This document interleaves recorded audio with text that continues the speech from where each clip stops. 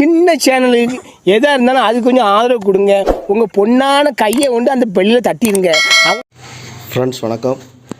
இன்றைக்கி பார்க்க வேண்டிய பார்த்திங்கன்னா 3 செக்கை வந்து டிஸ்அசம்பிள் பண்ணி வச்சுருக்கிறேன். இதை கம்ப்ளீட்டாக க்ளீன் பண்ணி நம்ம வந்து அப்படியே அசம்பிள் பண்ண போகிறோம். மறுபடியும் பார்ட்ஸை பார்த்திங்கன்னா இது செக்கில் உள்ள ஹெட்டு பாருங்கள். இதெல்லாம் கம்ப்ளீட்டாக பிரிச்சாச்சுன்னா இப்படி தான் இருக்கும். இது வந்து இது வந்து க்ரோன் வீல்னு சொல்லுவாங்க. இது வந்து ஸ்க்ரால் த்ரெட். இது ஒரு த்ரெட் இருக்கும். இதில் தான் நம்ம ஒன்று வந்து ஒரு ஜாவை லூஸ் பண்ணோம்னா 3 அட்ட டயத்தில் நகர வந்து இதுதான். இது பார்த்திங்கன்னா ஸ்க்ரால் த்ரெட், இதுக்கு பேர். நோட் பண்ணி வச்சுக்கோங்க. இது பார்த்திங்கன்னா ஜா ஸ்லாட்டில் உள்ள இந்த பினியன். இது இந்த கியரில் இது அடித்து மூவ் ஆகிறனால தான் இது வந்து மூவ் ஆகுது. இது மூவ் ஆகி ஸ்க்ரால் த்ரெட்டு மூலமாக நமக்கு 3 ஜாவும் அட்ட டயத்தில் ஃபங்க்ஷன் பண்ணுது. இது 3 செக்கு பேர் வந்து செல்ஃப் சென்டரிங் செக். பார்த்திங்கன்னா ஜா எல்லாமே க்ளீன் பண்ணி நம்ம அசம்பிள் பண்ணி மாட்ட போகிறோம். எப்படி பண்ணலாம்னு பார்க்கலாம். இந்த செக்கை பார்த்திங்கன்னா யூஸ் பண்ணாமே போட்டாங்க, அதனால் துரு பிடிச்சி போச்சு. இது இப்போ சிக்கனை மேரினேட் பண்ணுற மாதிரி டீசலை வச்சு ஃபுல்லாக மேரினேட் பண்ணணும். அதாவது அந்த க்ரீஸு துரு எல்லாத்தையும் எடுக்கணும். கொஞ்சம் நேரம் ஒரு 5 நிமிஷம் ஊற வச்சு அதுக்கப்புறம் நல்லா கம்ப்ளீட்டாக க்ளீன் பண்ணிவிட்டு அசம்பிள் பண்ணணும். அது எப்படி அப்படின்னு காட்டுறேன்.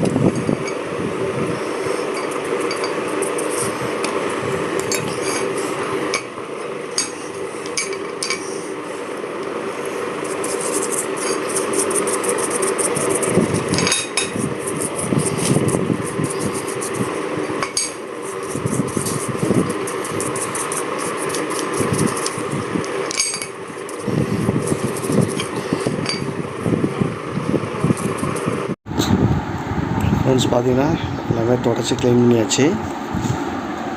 இது பார்த்திங்கன்னா 3 செக்கு ஹெட்டில் பார்த்திங்கன்னா எட்ஜு வந்து சுற்றி அளவில் அடித்து கொஞ்சம் பெருட்டாச்சு. அதனால் ஒரு ஃபேஸ் அடித்து ஒரு அவுட்ரு டேன் பண்ணிவிட்டு அதுக்கப்புறம் நம்ம ஃபிட் பண்ணலாம். பார்த்திங்கன்னா செக்கை வந்து செட் பண்ணியாச்சு. இந்த அவுட்ரு பாருங்கள், ஸோ ப்ளஜ் ஆன மாதிரி இருக்குது. அடித்து இடம் வந்து சளிஞ்சு போயிருக்கு. அதை வந்து நம்ம சரி பண்ண போகிறோம். இப்போ ஒரு ஃபேஸை கட்ட விட்டு அவுட்டர் டேனிங் பண்ணால் சரியாயிடும்.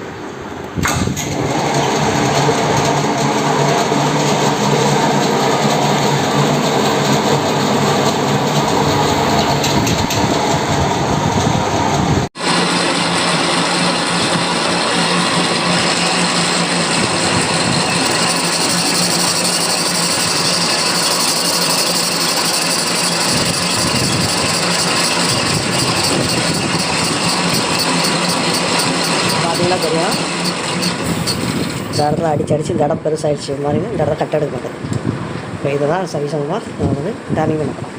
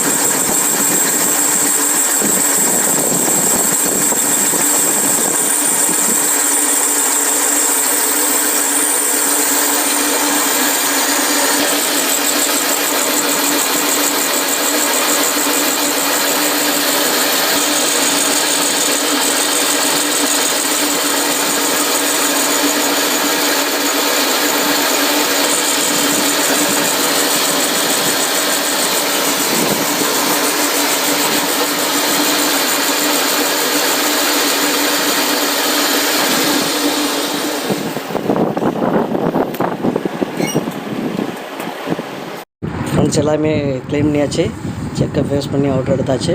இப்போ பார்த்திங்கன்னா எல்லாமே நம்ம ஃபிட் பண்ண போகிறோம். எப்படி பண்ணாங்கிறத பார்க்கலாம். அப்ளை பண்ணிக்கணும்.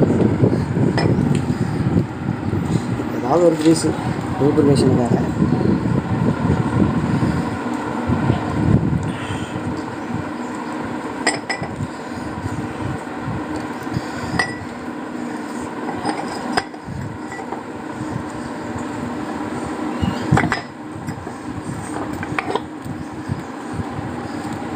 ஃபிட் ஆகிடுச்சு. இப்போ இந்த கியரை ஃபுல்லாக இந்த இதுதான் ட்ராவல் பண்ணோம்.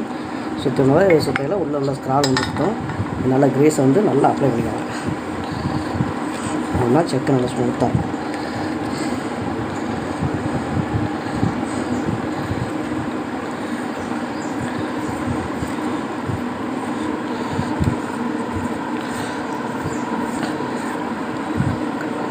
கிரீஸ் அப்ளை பண்ணியாச்சு. அடுத்தது பினியன் வந்து அந்த கிரீஸ் ஜெல்லாம் அப்ளை பண்ணிட்டு மூவ்மெண்ட் பண்ணுற காலத்துலாம் கொஞ்சம் கிரீஸ் அப்ளை பண்ணணும். அதனால் தான் உங்களுக்கு செக் வந்து ஃப்ரீயாக இருக்கும். பார்த்தீங்கன்னா இதில் 2 எழுதிருக்கு. அதே பொசிஷனில் தான் நம்ம போடணும். ஏன்னா இதெல்லாம் பழசு தானே நம்ம வேலை பார்த்துருக்கோம். அதனால் தேய்மானம் ஆகும். இந்த தேய்மானத்துக்காக போட்டிங்கன்னா நல்லா கரெக்டாக இருக்கும். ஒரு காம்பஸ்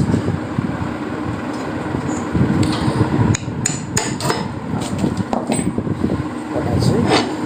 அடுத்து அடுத்த ஸ்லாட் 3 நம்பர்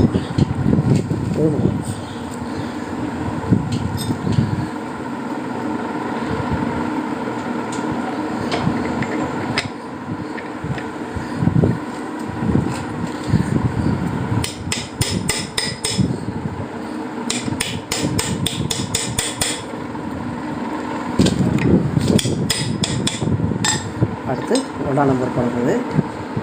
இதில் ஒரு ஹோல் உண்டு. அந்த ஹோலுக்கு மட்டும் மேட்ச் ஆகும். படிச்சுன்னா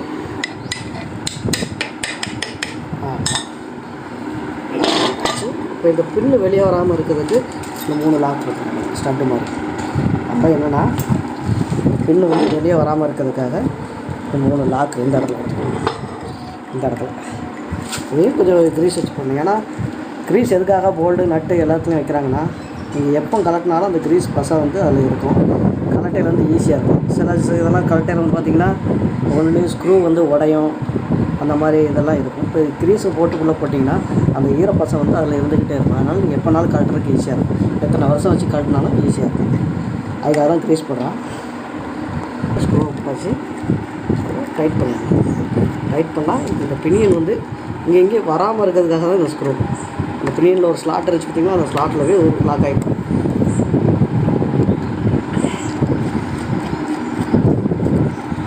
இந்த ஸ்க்ரூ போட்டாலும் கொஞ்சம் க்ரீஸ் அப்ளை பண்ணி போடுங்க.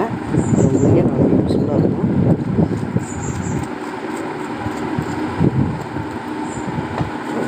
இது பார்த்தீங்கன்னா இது வந்து குரோனில் உள்ளே வந்து ஸ்க்ரால் த்ரெட் யூஸ் பண்ணியிருக்காங்க. இது பினியனை சுத்தையில் அந்த ஸ்க்ரால் த்ரெட் வந்து யூஸ்ஃபுல்லாக அப்படி சுத்தையில் வந்து அந்த த்ரெட் வந்து நகரும். ஆக்சுவலாக ஒரு த்ரெட்டு பர்பஸ் தான் அதில் போட்டிருக்காங்க. அதான் செல்ஃப் சென்டரிங் செக்குன்னு சொல்கிறாங்க. நீங்கள் பாருங்கள் எல்லாமே மாற்றியாச்சு. சுற்றி பார்ப்போம். வேறு அவ்வளோ ஃப்ரீயாக இருக்கும். ஓகே, இனி நம்ம கப்பு போட்டு அரைச்சிடலாம்.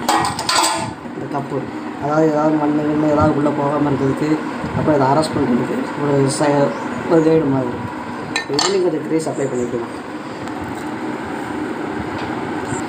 பார்த்தீங்கன்னா இந்த ஸ்லாட் வந்து இது வந்து அரெஸ்ட் பண்ணுறதுக்கு கொடுத்துருக்குறாங்க.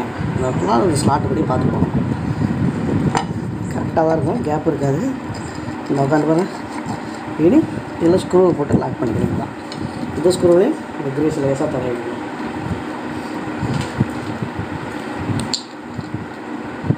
ஸ்க்ரூ வந்து நம்ம அதாவது இந்த பிளேட்டை வந்து அரெஸ்ட் பண்ணுறதுக்காக இந்த ஸ்க்ரூ. நீங்கள் பார்த்தீங்கன்னா கிளாம் பண்ணிருக்கலாம்.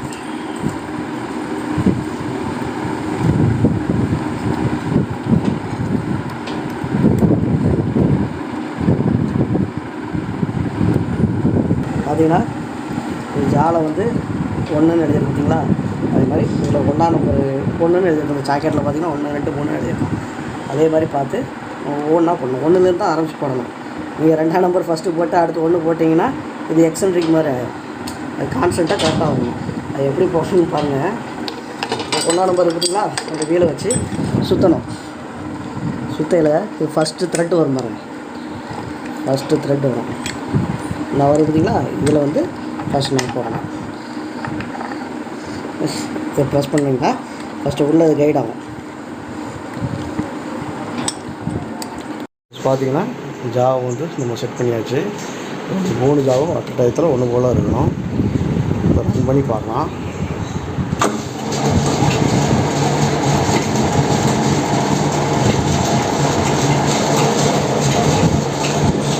Okay friends, thank you. வீடியோ பாருங்கள், சப்ஸ்கிரைப் பண்ணுங்கள், உங்கள் ஃப்ரெண்ட்ஸுங்களுக்கு இன்ட்ரடியூஸ் பண்ணுங்கள். ரொம்ப தேங்க்யூ. திரும்ப என்னால் தாங்க முடியாதா? போயிட்டு வரலையா? கல்லஞ்சக்காரன் அவ்வளவு நேரம் கதறானே, கரையிறானா? அது சரி, எல்லாருமே நம்மள மாதிரியே இருப்பான்னு நினைக்கிறது மகா முட்டாள்.